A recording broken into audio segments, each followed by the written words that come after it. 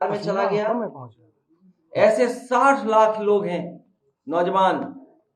अगर 60 लाख बच्चों का ही हम भविष्य की चिंता करें और यही इनके परिवार अगर इनके खिलाफ हो गए तो भारतीय जनता पार्टी का उत्तर प्रदेश से सफाया हो जाएगा। उत्तर प्रदेश से हटने का मतलब देश से हटने का काम होगा।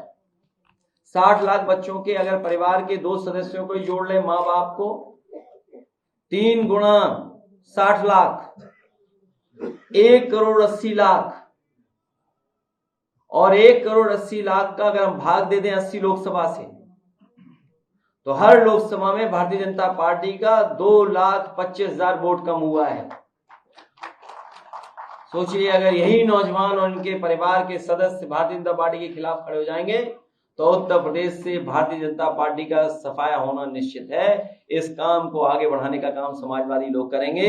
और जो चंदा के नाम पे वसूली हुई है, अब तो साफ हो गया है।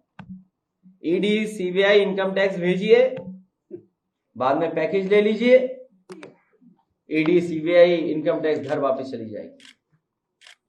अब तो अखबारों ने भी लिख दिया, सूची लिख दी कि किसके यहां कब ईडी, सीबीआई पहुंची, पैसा मिल गया, चंदा मिल गया और वो जांच खत्म हो गई। ऐसी वसूली शायद दुनिया में किसी लोकतंत्र देश में नहीं होगी जैसी भारतीय जनता पार्टी ने करके दिखाई है। इसका जवाब भारतीय जनता पार्टी के पास नहीं है। न भर्ती का जवाब है, न वसूली का जवाब है। ये जो नौकरियां खोई हैं नौजवानों ने, जो रोजगार खोए हैं नौजवानों ने, जो व्यापार खत्म हो गया, हम उससे सहमत हैं टेक्नोलॉजी से, लेकिन कारोबारियों का कारोबार छिन जाए, भविष्य क्या होगा 10 साल बाद, हमें उस बात की चिंता करनी है। हमें ऑनलाइन, डिजिटल, इससे कोई शिकायत नहीं है, लेकिन हमारे छोटे कारोबारी का खत्म हो जाए, सब खत्म हो जाए। आप बड़े बड़े उद्योगपतियों का तो पैसा माफ कर रहे हैं, 15 लाख करोड़ रुपए माफ किया आपने, लेकिन अगर हमारा छोटा व्यापारी, छोटा कारोबारी अगर 10 लाख का भी लोन लेना चाहे तो क्या फ्री इंटरेस्ट के साथ है, क्या बिना कर्ज के साथ है, क्या कोई? आप 15 लाख करोड़ तो माफ कर रहे हैं, लेकिन छोटे कारोबारियों के लिए क्या सुविधा है आपके पास? और समाजवादियों का हमेशा मानना रहा है, जब हमारा किसान खुशहाल होगा तो हमारा व्यापारी भी खुशहाल होगा। समाजवादी लोग उसी दिशा में काम कर करके अपने किसान को खुशहाल करेंगे और व्यापारियों को सुरक्षा और सम्मान दिलाने का काम समाजवादी लोग करेंगे।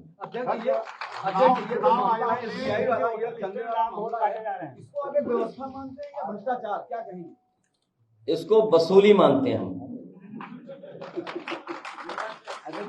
डरा करके वसूली मानते हैं। वसूली क्या? सोचिए आप, बीजेपी वाले क्या इसका जवाब देंगे? किस मुंह से जवाब देंगे बीजेपी के लोग? ये जो दूसरे लोगों पर ईडी, सीबीआई से अपमानित करते थे, जिन्हें बदनाम करने के लिए एजेंसियों से भेजने का काम करते थे, आज तो बात खुल गई ना, पोल खुल गई। क्या पोल खुल गई कि नहीं खुल गई? हमारे पत्रकार साथी सब जानते हैं कि पोल खुल गई। ऐसी पोल तो कभी नहीं खुली थी कि सूची आ गई है किससे कितनी वसूली हुई। सोचो, जिसने हजारों करोड़ रुपए दिए उसकी ऑफिस में दरवाजे तक नहीं, उनके पते ही नहीं है, बताओ, और पैसा आ गया। भाई, हर पार्टी को इलेक्शन कमीशन या हमारा एक्ट कहता है, नियम कहते हैं कि चंदा ले सकते हैं, लेकिन वसूली के थोड़े लिए कानून बना है। सर, इस पूरे मामले आप वसूली करवा रहे हैं, सोचिए आप। सर, इस पूरे मामले का ईडी, सीबीआई जांच हो सकती है क्या? आप मांग करेंगे क्या इस पूरे चंदे की, जो आप जिसको वसूली बता रहे हैं? अब जो कुछ करेगी जनता करेगी। ईडी, सीबीआई, इनकम टैक्स से बड़ी हमारी जनता है। ये जनता ही बचाएगी लोकतंत्र को। ये हमारे व्यापार सभा के लोग बैठे हैं, यही बचाएंगे हमें, यही लोकतंत्र को बचाएंगे, यही संविधान को बचाएंगे। किस नियम में लिखा है कि आप वसूली कर लें? अरे वोटर लिस्ट तो है ही, उसके लिए लड़ाई लड़ते रहेंगे, लेकिन ये वसूली देखिए आप। ये कौन नहीं जानता कि वोटर लिस्ट में क्या करती है सरकार? कई बार शिकायतें की, हमारे पास शिकायतें हैं, हमने शिकायतें की हैं। और हम तो समाजवादी लोग वो लोग हैं जिन्होंने 18,000 एक नहीं, 2 वोट नहीं, 3 नहीं, 4 नहीं, 5 नहीं, 18,000 वोट वो दिए जो डिलीटेड थे, जो कभी जिंदा थे, जिन्होंने वोट डाले थे। सरकार ने जानबूझ करके समाजवादियों के वोट डिलीट कराए। 18,000 के वोटों की हमने सूची दी। अगर एक पे भी कार्रवाई की हो तो बता दीजिए आप। विद एफिडेविट दिया हम लोगों ने, विद एफिडेविट वो लिस्ट दी हमने। तो ये तो हमारे कार्यकर्ता और नेताओं को सतर्क रहना पड़ेगा और सावधान रहना पड़ेगा। इसलिए हो सकता है संविधान सेना, संविधान प्रहरी, संविधान रक्षक, इस तरह का हम अपने संगठन के लोगों को जिम्मेदारी दें।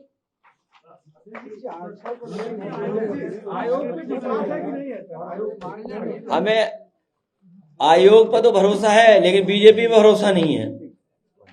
क्योंकि बीजेपी, आप बात समझिए, भारतीय जनता पार्टी संस्थाओं को कमजोर कर रही है।